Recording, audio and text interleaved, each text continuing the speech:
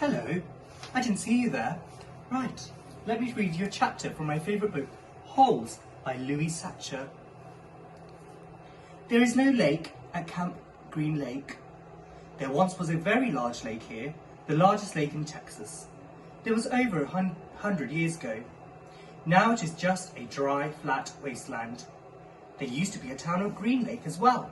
The town shriveled and dried up along the lake and the people who lived there.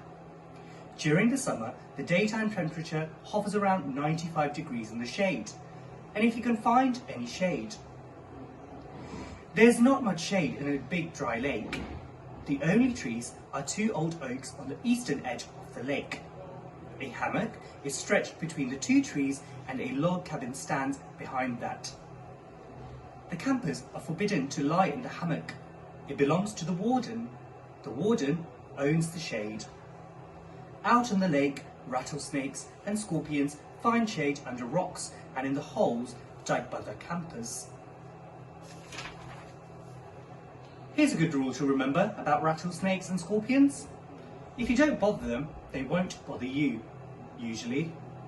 Being bitten by a scorpion or even a rattlesnake is not the worst thing that can happen to you.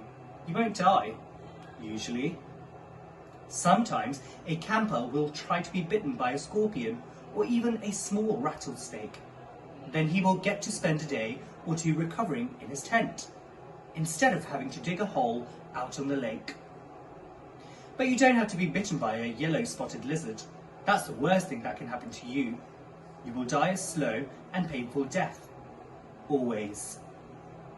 If you get bitten by a yellow-spotted lizard, you might as well go into the shade of the oak tree and lie in the hammock. There is nothing anyone can do to you anymore.